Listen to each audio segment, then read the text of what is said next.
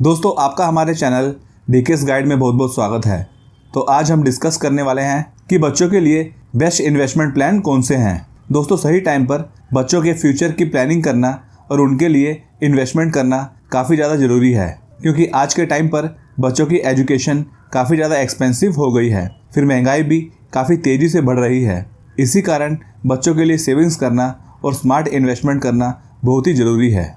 और जितनी जल्दी आप अपने बच्चों के लिए प्लानिंग शुरू करोगे तो उतना ही जल्दी आपको फाइनेंशियल सिक्योरिटी मिल जाएगी और फिर आप अपने बच्चों का फ्यूचर ब्राइट कर सकते हो। चाहे हायर एजुकेशन हो, वेडिंग हो या फिर किसी और चीज़ के लिए पैसों की रिक्वायरमेंट हो, सबके लिए अर्ली प्लानिंग होनी चाहिए ताकि आप लोन के चक्कर से बच पाए और अपनी लाइफ पीसफुली जिए बिना किसी टेंशन के। तो इस वीडियो में कुछ शानदार म्यूचुअल फंड्स के बारे में डिस्कशन करूंगा जो आपके चाइल्ड के लिए बहुत ही बढ़िया है, क्योंकि दोस्तों म्यूचुअल फंड से अच्छी ग्रोथ किसी और सेगमेंट में मिलना थोड़ा मुश्किल है। चाहे आप फिक्स डिपॉजिट ले लो या फिर पोस्ट ऑफिस ले लो, उनमें आपको 7-8% से ज़्यादा ग्रोथ नहीं मिलने वाली है। तो चलिए अब उन म्यूचुअल फंड्स को डिस्कस करते हैं। पहला म्यूचुअल फंड हमने सेलेक्ट किया है ICICI प्रूडेंशियल चिल्ड्रंस फंड। ये बहुत ही बेहतरीन एग्रेसिव हाइब्रिड फंड है जिसका इक्विटी सेगमेंट में 72.3% एलोकेशन है, कैश में 15.1% और डेब्ट में 12.6%। दोस्तों, ये फंड काफ़ी पुराना है। अगस्त 2001 को ये लॉन्च हुआ था, जो लगभग इसे 24 साल के पास हुआ है और 24 साल में इस फंड ने 15.72% के साथ में ग्रोथ दिखाई है, जो टोटल 3,000 to 55% होते हैं। मतलब 24 साल में पैसा 32 टाइम्स। तो जितना लंबे समय के लिए हम फंड में बने रहते हैं उतना ही ज़्यादा पैसा हमारा कंपाउंड होता है। 10 साल में 12%, 5 साल में 19% और 3 साल में 18%। तो परफॉर्मेंस तो इसकी नो डाउट काफ़ी अच्छी देखने को मिली है। दोस्तों, इस फंड का मेजर एलोकेशन इक्विटी में है जो 72% है। तो रिस्क तो इस फंड में हाई ही रहने वाली है, लेकिन लॉन्ग टर्म के लिए इसमें अगर हम बने रहते हैं यानी कि 10-15 साल, तो फिर रिस्क लेवल बहुत ही कम हो जाता है।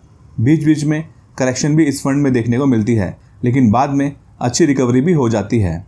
और एक और बात, इस फंड में 5 साल का लॉक इन पीरियड है, तो 5 साल से पहले इस फंड को आप रिडीम नहीं कर सकते हो, चाहे लमसम करो या फिर SIP करो। 5 साल का इसमें लॉक इन है।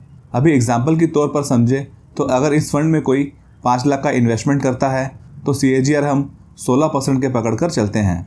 इन्वेस्टमेंट होराइजन 15 साल का लेते हैं, तो 15 साल बाद आपका फाइनल इन्वेस्टमेंट 47 लाख तक हो सकता है। वही अगर कोई इस फंड में 10,000 पर मंथ की SIP करता है, वो भी 15 साल के लिए, और CAGR पकड़ते हैं 14%, तो 15 साल बाद में इन्वेस्टेड अमाउंट रहेगा 18 लाख का, प्रॉफिट होगा 43,28,538 का और टोटल अमाउंट बन जाएगा 61,28,538 का। तो चाहे लमसम हो या फिर SIP हो, इन दोनों के लिए हमें कंटिन्यूस लॉन्ग टर्म के लिए बने रहना पड़ता है, तो ही हमें बेनिफिट मिल पाता है। बीच बीच में काफ़ी करेक्शन भी मार्केट में देखने को मिलती है। उस टाइम पर बिना पैनिक करके डिसिप्लिन के साथ में हमें बने रहना चाहिए, तो ही हम बड़ी वेल्थ बना सकते हैं। इसका फंड साइज 1,373 करोड़ का है। रेटिंग 3 स्टार है। मिनिमम SIP इसमें 100 रुपीज़ से शुरू कर सकते हैं और मिनिमम इन्वेस्टमेंट इस फंड में 5,000 रुपीज़ की है। इस फंड को मैनेज करते हैं मिस्टर आतुर शाह, जिन्हें 10 साल का अच्छा एक्सपीरियंस है इस इंडस्ट्री में। इस फंड में इन्वेस्टिंग करने के लिए आपके चाइल्ड की एज 17 साल से कम होनी चाहिए। अगर समझो कि चाइल्ड की एज 15 ईयर्स है तो उसके 18 साल कंप्लीट होने पर इस फंड को रिडीम किया जा सकता है। अगर एज 10 ईयर्स है तो फिर 15 साल कंप्लीट होने पर इस फंड को रिडीम कर सकते हैं। नेक्स्ट म्यूचुअल फंड है SBI Magnum children's benefit fund investment plan. ये भी बहुत ही ज़बरदस्त फंड है जो सितंबर 2020 को लॉन्च हुआ था और तब से इस फंड ने 36% CAGR प्रोवाइड किए हैं और 3 साल में 23%। इसके एलोकेशन की बात करें तो इक्विटी में इसका 84.1% एलोकेशन है, जो काफ़ी ज़्यादा है, तो रिस्क इसमें भी हाई रहने वाली है। बाकी कैश में 13.1%, रियल एस्टेट में 2.6% और डेट में 0.2% एलोकेशन है। इस फंड में भी 5 साल का लॉक इन पीरियड है और इसमें इन्वेस्ट करने के लिए आपके चाइल्ड की एज 17 साल से कम होनी चाहिए। इसका फंड साइज 4,175 करोड़ का है और रेटिंग एक्सेलेंट 5 स्टार है और इस फंड में SIP के लिए मिनिमम 500 रुपीज़ है और लमसम के लिए ₹5,000 है।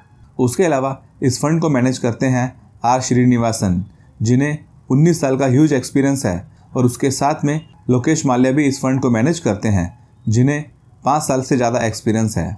इस फंड में अगर हम 5 लाख का इन्वेस्टमेंट करते हैं अगले 15 साल के लिए और 16% का CAGR मानकर चलते हैं, तो आफ्टर 15 ईयर्स 5 लाख की वैल्यू 50 लाख के पास में हो जाएगी। और वही अगर 10,000 की SIP करते हैं हर महीने और 14% CAGR पकड़कर चलते हैं, तो 15 साल बाद हमारा इन्वेस्टेड अमाउंट रहेगा 18 लाख का।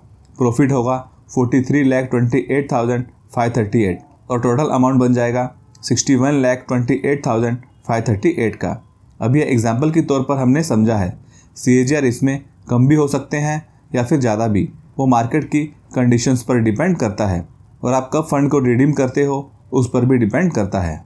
नेक्स्ट फंड है HDFC चिल्ड्रंस फंड। इस फंड की परफॉर्मेंस को चेक करें तो 2001 से लेकर अब तक इस फंड ने 16% CAGR प्रोवाइड किए हैं। 10 साल में 13.57%, 5 साल में 18% और 3 साल में 15%, तो बहुत ही अच्छी ग्रोथ इस फंड में देखने को मिल चुकी है। इस फंड का इक्विटी में 64.7% का एलोकेशन है, जो SBI और ICICI प्रूडेंशियल चिल्ड्रन फंड से कम एक्सपोजर है, तो इसमें रिस्क उन दोनों फंड से थोड़ा कम रहेगा। बाकी डेब्ट में 13.6% है और कैश में 3.6% एलोकेशन है, और इस फंड में भी 5 साल का लॉक इन पीरियड रहेगा। उसके अलावा अदर पैरामीटर्स देखें तो इसका फंड साइज़ काफ़ी अच्छा देखने को मिलेगा, जो 10,118 करोड़ का है। तो बहुत से लोग इस फंड में ऑलरेडी इन्वेस्टेड है, और रेटिंग भी इसकी काफ़ी बढ़िया 5 स्टार की है। टोटल कंपनीज इसके अंदर 91 है। उसके अलावा इस फंड की वैल्यूएशन भी ठीक ही नज़र आती है।